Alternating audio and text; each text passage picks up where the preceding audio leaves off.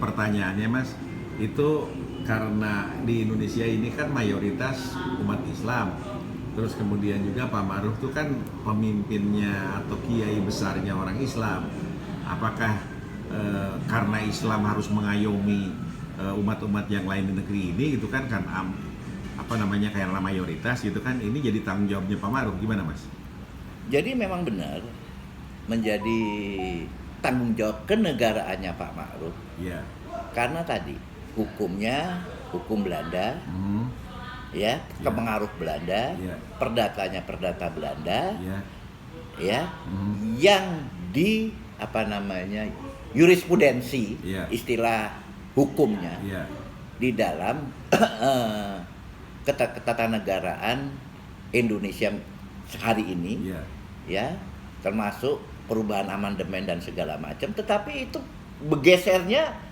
sebetulnya bergeser karena teknologi, kecepatan teknologi, karena kebutuhan pada saat itu. Oke. Nah kemudian kalau tadi Mas cerita tentang perampasan tanah gitu, perampasan tanah tuh Islami ya? Atau ciri-ciri tindakan orang beragama ya Mas? Gimana tuh Mas ini? Ini yang merampas biasanya yang punya kekuatan. Kekuatan di sini kekuatan dua, kekuatan politik sama kekuatan uang. Dua, dua hal. Dua hal. Jadi kekuatan politik sama kekuatan uang itu nggak bisa dipisahkan. Nah, yang produknya menjadi hukum, positif. Hukum positif ya. Oke. Hukum positif. Nah, Pak Ma'ruf, jadi poin yang pertama adalah kalau kita ngelihat Pak Jokowi itu seperti itu adalah supir bajai canggih itu Gus Dur Melek lah. Gus Dur Melek. Jadi beliau tidak marah-marah sebetulnya. Beliau tidak marah-marah.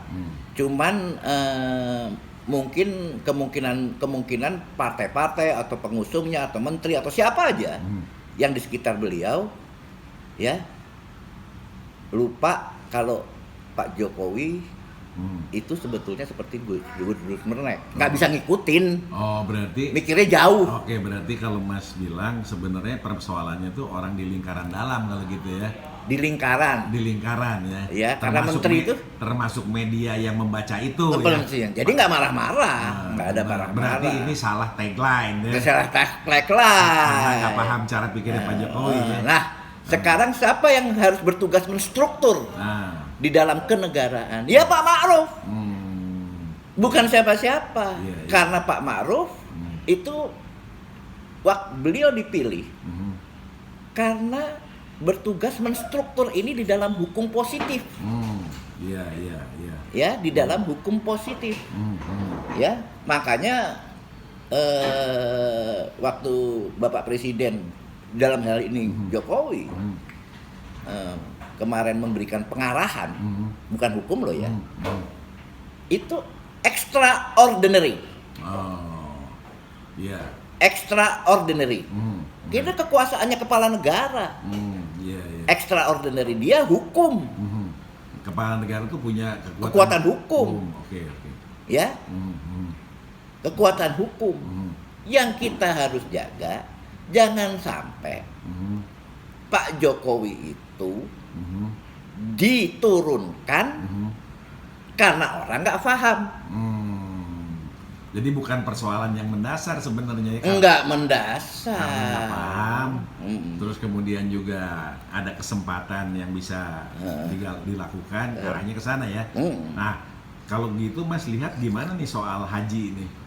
Dalam konteks ini kan tadi Pak Jokowi untuk cerita reshuffle aja sebenarnya kalau logikanya Mas bagus, dia kan memberikan pengarahan bukan akan mereshuffle langsung kan. Makanya ke partai nggak ngomong. Belum gitu. ngomong. Oh. Belum ngomong. Belum ngomong. Oh. Nah, cuman media salah nangkepnya. Media kecepetan. Oh, kecepetan. Oke. Terus kemudian kontaknya Haji gimana nih Mas Haji? Belum sampai haji. Oke. Karena letaknya di tanah dulu. Orang berangkat haji kalau dia punya uang. Oke. Iya kan? Orang berangkat haji itu kalau dia punya uang, dia sehat, dia ya karena izin Allah. Nah. Karena haji itu kan rukun kelima, ya. Jadi bukan hanya uang tetapi fisik sehat. Itu lengkap lah. Ya. Tugas Pak Ma'ruf berat. Beliau terutama sekitarnya, orang di dalam sekretariat wakil presiden harus bisa membaca ini.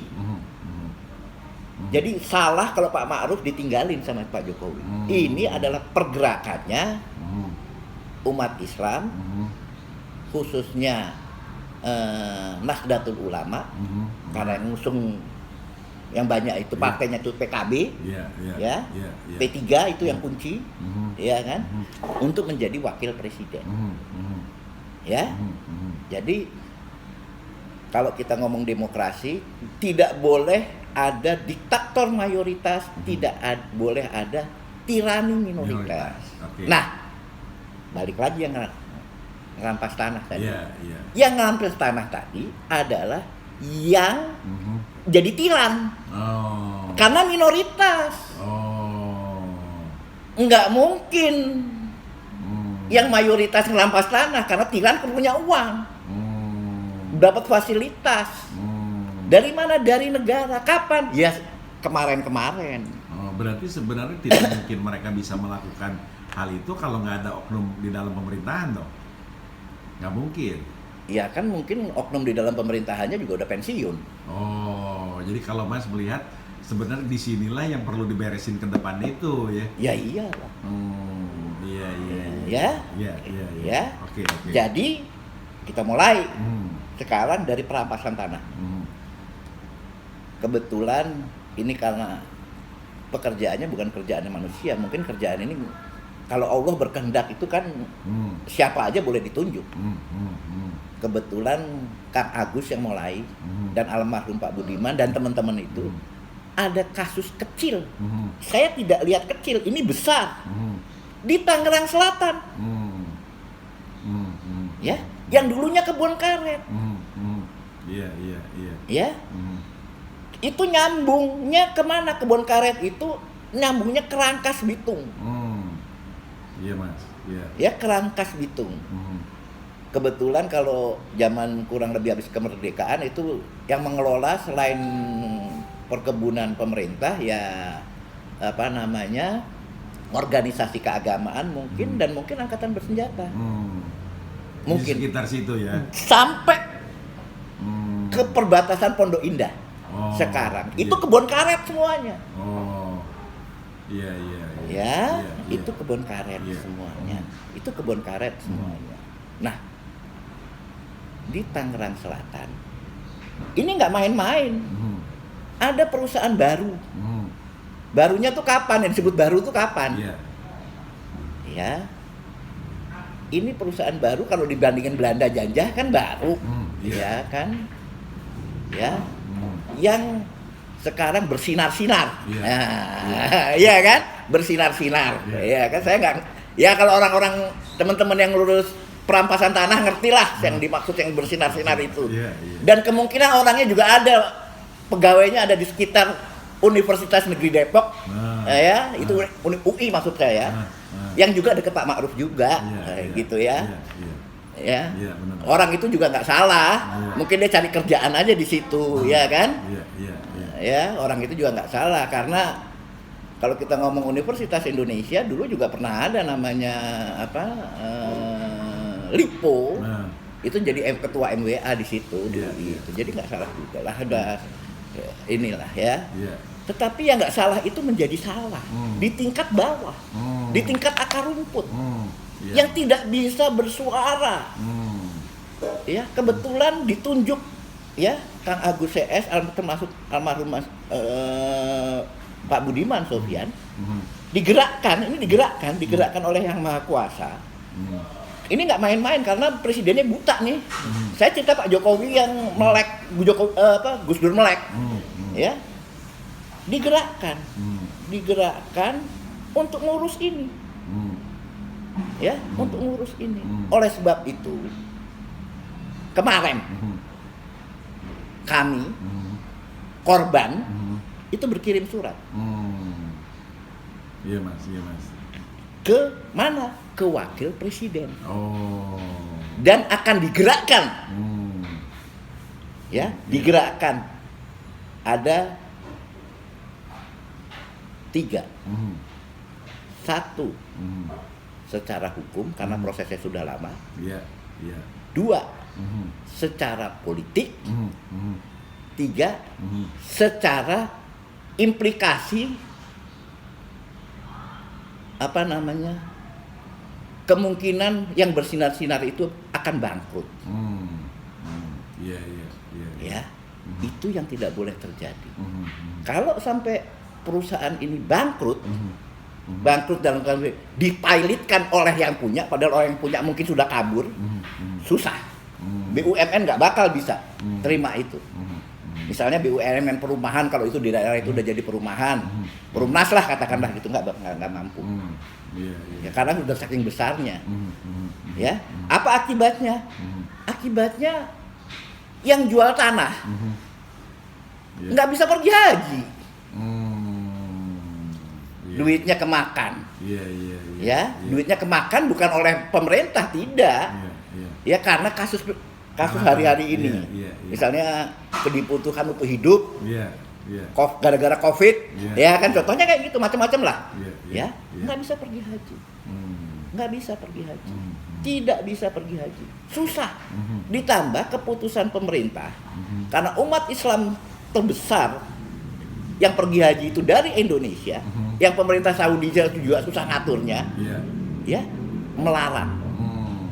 Kita tidak memberangkatkan haji tahun ini.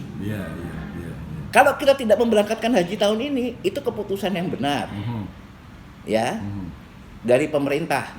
Tapi balik lagi, karena ini menyangkut keagamaan, ya implikasi kena lagi Pak Ma'ruf. Karena paham tentang keagamaannya. Ya, akan ke sana. Ini yang harus dijaga. Uang udah nggak ada. Yang perusahaan yang bersinar-sinar tadi sudah mulai bangkrut. Karena macam-macam lah ya. Saya nggak bisa cerita yang nanti makin detail makin susah lagi lah ya. Jadi 1, kami kita ya dan korban sudah berkirim surat ke sekretariat wakil presiden, ya, dan ini targetnya harus menjadi keputusan hukum yang berkekuatan hukum tetap. Itu target, ya, itu target. Sebab contoh kecil ini, ya, contoh kecil ini bisa berimplikasi kalau nggak paham kepada ini yang terjadi pada Gus Dur. Gus Dur itu kan masa sih kasusnya itu Brunei, jadi Bulog, jadi pergantian Kapolri, kan nggak nyambung semuanya, nggak ada sambungnya. Kalau politik tuh nggak ada nyambungnya. Ujung-ujungnya Gus Durnya terguling.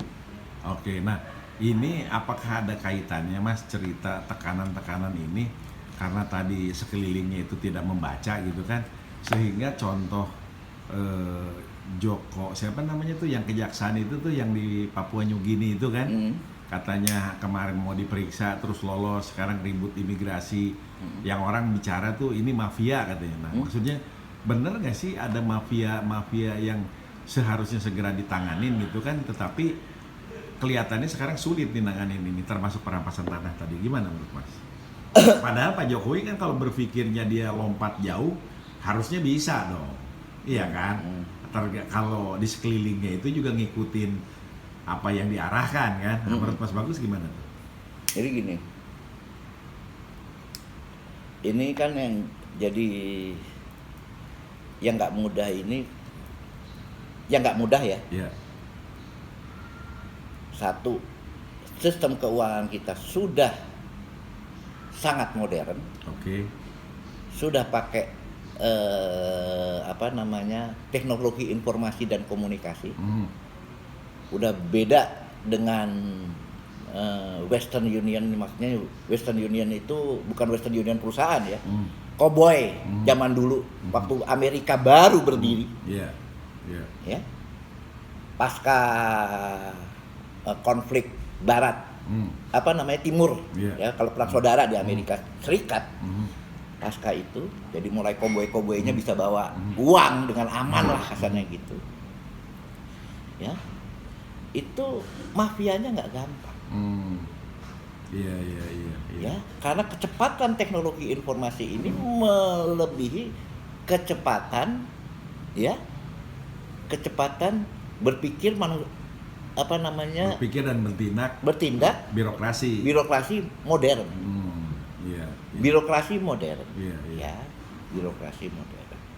Jadi yang pertama kali adalah beresin soal tanah. Ya, karena tanah, habis tanah dia akan nyangkut uang. Uang ini dibagi dua. Uang yang dipegang pemerintah, yang sumbernya dari pajak dan lain-lain, ya, uang yang dipegang masyarakat, yang dikumpulkan melalui sistem perbankan, yang dua-duanya numpuk di perbankan, ya. Jadi dengan uang modern tadi, yang namanya Bitcoin, yang namanya financial technology, uangnya bisa kabur setiap saat. Oke, kalau gitu bener nggak? Artinya bahaya mafia itu kalau lihat kayak gini harus segera diselesaikan dong. Oh iya. Oke. Nah, terus Mas, hari ini kan 1 Juli nih ulang tahun polisi. Apa harapannya Mas? Jadi gini. Kepada polisi. Satu, balik lagi kalau polisi yang memutuskan menindaklanjuti keputusannya era semangat reformasi di eranya Pak Habibie, Pak Habibie ke Gus Dur, yang memisahkan polisi dari ABRI, itu Gus Dur. Suka nggak suka, mau nggak mau, satu, belajar mengenai Pak Jokowi dan Gus Dur. Belajar mengenai Pak Ma'ruf, Pak Jokowi dan Gus Dur. Itu harapannya. Jadi bertindak, ya, karena demokrasi itu kan kuncinya adalah penegakan hukum. Hukumnya hukum mulai dari perdata sampai pidana, ya. Belajar mengenai 3 tokoh tadi, termasuk jangan lupa ada lagi tokoh yang pernah jadi presiden, namanya Pak Susilo Bambang Yudhoyono. Jadi belajar era itu, bertindak itu, ya, berpihak kepada warga negara. Saya ngomong warga negara yang mayoritas, bukan yang minoritas. Kekayaannya loh ya, uangnya, bukan sukunya, bukan agamanya. Bisa aja, misalnya saya kebetulan saya orang Magelang, pasti minoritas di kalangan orang Jawa, minoritas pasti di Magelang. Di Jawa itu kan banyak orang Jawa, Jawa Tengahnya banyak. Saya orang Magelang, cuma jadi minoritas, ya. Tetapi kan ada mayoritas yang pegang uang di sana, iya kan? Ada yang mayoritas punya uang. Jangan berpihak kepada mereka, berpihak sama yang ini. Ya, kalau hukum tuh di situ letaknya. Oke, jadi berarti diharapkan aparat keamanan tuh berpihak kepada orang-orang yang sedang ditindas. Persis. Supaya mereka mendapatkan keadilan ya. Persis. Oke, terima kasih Mas. Mudah-mudahan polisi terus menjaga negeri ini gitu kan, sehingga kedaulatan tetap terjaga dan keamanan tetap terjaga. Terima kasih Mas. Assalamualaikum. Salam.